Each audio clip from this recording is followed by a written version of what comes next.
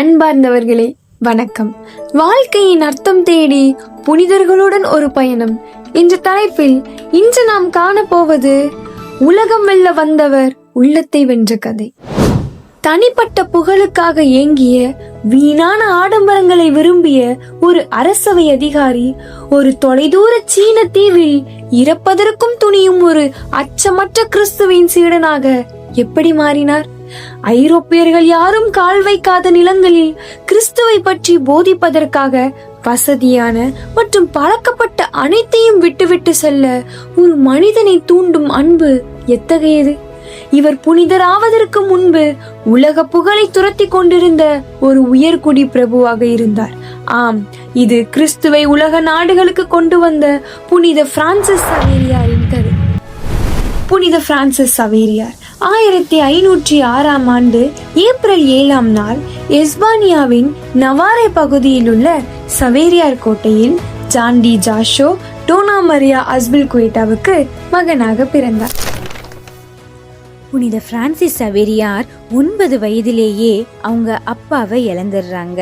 அதன் பிறகு அவங்க அம்மாவோட அரவணைப்புல தான் அவங்க வளர்க்கப்படுறாங்க.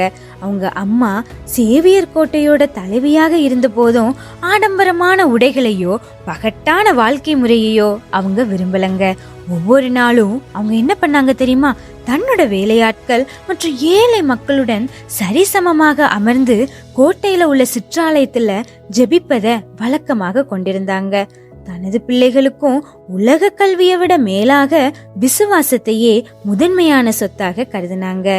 ஒவ்வொரு சாயங்காலமும் குழந்தைகளை ஒரு சாதாரண மரச்சிலுவையின் முன் அமர வைத்து மிக எளிமையான முறையில விவிலிய கதைகளையும் இயேசுவின் அன்பையும் போதிச்சாங்க. இதுவே சவேரியாரின் மனதுல விசுவாச விதைய விதைச்சதுன்னு சொல்லலாம். கோட்டைக்கு வரும் வழிபோக்கர்களையும் ஏழைகளையும் அன்போட வரவேற்று அவர்களுக்கு உணவளிச்சாங்க. பிறருக்கு பணிவிடை செய்வதில் அவங்க காட்டிய எளிமை சவேரியார வெகுவாக கவர்ந்தது. ஆமாங்க, ஒரு குழந்தையின் ஆன்மீக வளர்ச்சிக்கு பெற்றோர்களின் பங்கு மிகவும் முக்கியமானதுங்க.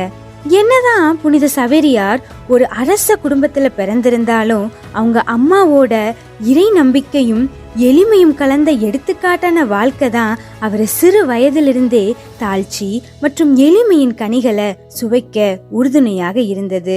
எனவே ஒவ்வொரு பெற்றோரும் ஒரு எடுத்துக்காட்டான வாழ்க்கைய தன்னோட குழந்தைகளுக்கு காண்பிக்க கடமைப்பட்டிருக்காங்க. சவேரியார் தன்னுடைய மேல் படிப்பிற்காக 1525 பாரிஸ் பல்கலைக்கழகத்தில் சேர்ந்தார். அவர் சேர்ந்த காலகட்டத்தில் பாரிஸ் பல்கலைக்கழகம் என்பது சாமானியர்களால் எட்டிக்கூட பார்க்க முடியாது. அது பிரபுக்களும் ராஜபுத்திரர்களும் பயிலக்கூடிய ஒரு இடம். அந்த காலகட்டத்திலேயே அங்கு பயில்கின்றவர்கள் கோட்டு, சூட்டு, டை, ஷூ என மிடுக்காக உடை அணிந்திருப்பர். அப்படிப்பட்ட பல்கலைக்கழகத்தில் சவேரியார் 1534 பிலாசபி அதாவது மெய்யியலில் முதுகலை பட்டம் வென்றார். பயின்ற பல்கலைக்கழகத்திலேயே 4 ஆண்டுகள் பேராசிரியராக பணியாற்றினார்.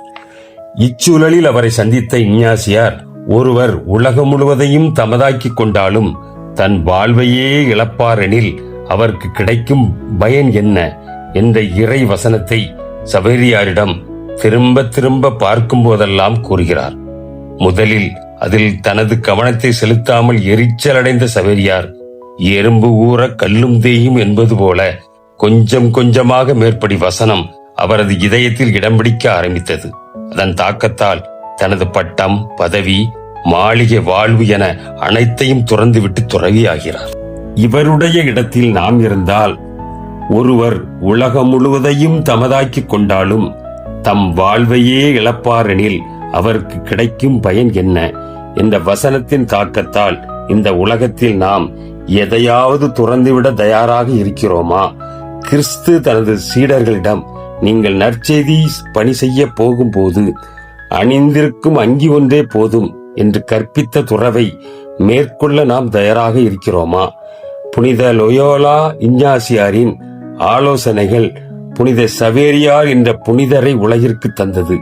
நம்மளுடைய ஆலோசனைகள் மற்றொரு சீடரை உருவாக்கத்தக்கதாக இருக்கிறதா என்று நாம் சிந்தித்து பார்க்க வேண்டும்.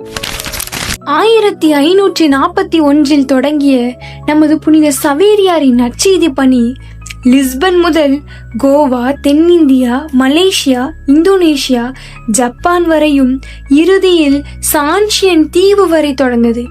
ஆனா இதற்கிடையில் நமது சவேரியார் சந்தித்த சவால்கள் ஏராளம். என்னை பின்பற்ற விரும்பும் எவரும் தன்னலம் துறந்து தம் சிலுவையை தூக்கிக் கொண்டு என்னை பின்பற்றட்டும் என்னும் இறை வசனத்துக்கு ஒரு சிறந்த எடுத்துக்காட்டுனா அது நமது புனித சவேரியார் தாங்க. மொழி பிரச்சனை, கடற்பயணங்களின் போது ஏற்பட்ட சவால்கள், தனிமை, உடல் சுகமின்மை என புனித சவேரியார் சந்தித்த சவால்கள் ஏராளம். இருப்பினும் அவர் நினைத்தது எல்லாம் தம் உயிரை காத்து கொள்ள விரும்பும் எவரும் அதை இழந்து விடுவார். என் பொருட்டும் நற்செய்தியின் பொருட்டும் தம் உயிரை இழக்கும் எவரும் அதை காத்து கொள்வார். ஆமாங்க, கிறிஸ்தவ வாழ்க்கை சவால்கள் நிறைஞ்சதுதான்.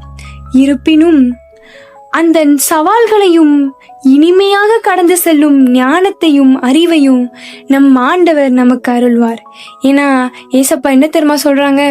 பெருஞ்சுமை சுமந்து சோர்ந்திருப்பவர்களே எல்லோரும் என்னிடம் வாருங்கள், நான் உங்களுக்கு இளைப்பாறுதல் தருவேன்.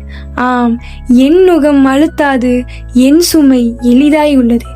எனவே அன்பார்ந்தவர்களே, இடுக்கமான வாயிலின் வழியை நுழைய வருந்தி முயலுங்கள்.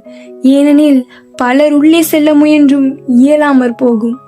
ஐயோ, பல மனிதர்களுடைய இறப்புக்கு சவேரியார் ஒரு காரணமா? ஆமாங்க, இதை பற்றி இணையதளத்துல பல காணொளிகள்ல தவறான கண்ணோட்டத்துடன் மக்களை திசை திருப்புறாங்க. ஆனால் இதன் உண்மையான பின்னணி இதுவே.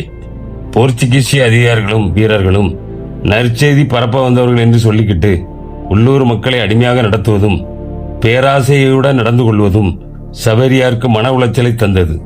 அது மட்டுமில்லாம புதிய கிறிஸ்தவர்கள் மறைமுக யூதம் மற்றும் இஸ்லாம் பின்பற்றி தங்கள் நம்பிக்கையில் தூய்மை இல்லாமலும் இருந்தார்கள்.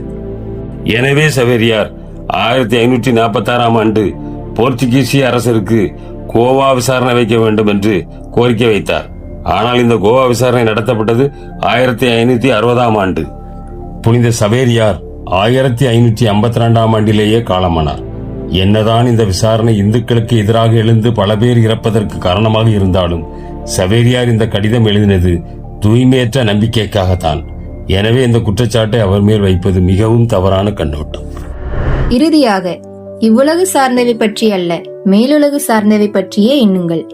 இந்த இறைவசனத்துக்கு ஒரு எடுத்துக்காட்டான வாழ்க்கை வாழ்ந்ததால் தான் புனித பிரான்சிஸ் சவேரியார் இன்று வரை அழியா உடலற்பதராக திகழ்கிறார். புனித பிரான்சிஸ் சவேரியாரின் கடிதங்களும் அவர் மனப்பாட்டில் தங்கியிருந்த குகையின் புகைப்படங்களும் இதோ உங்கள் பார்வைக்காக.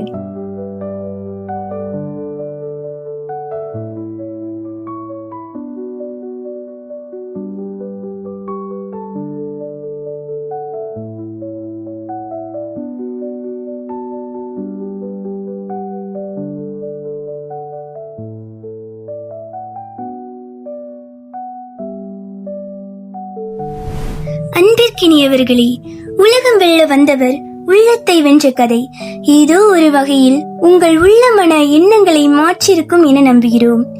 தொடர்ந்து வரும் காணொளிகளையும் ஆர்வத்துடன் கண்டு உணர்ந்து இறை இயேசுவின் சீடர்களாக மாறுவோம். ஏனெனில் நற்செயல்கள் புரிதலுக்கென்றே படைக்கப்பட்டிருக்கிறோம்.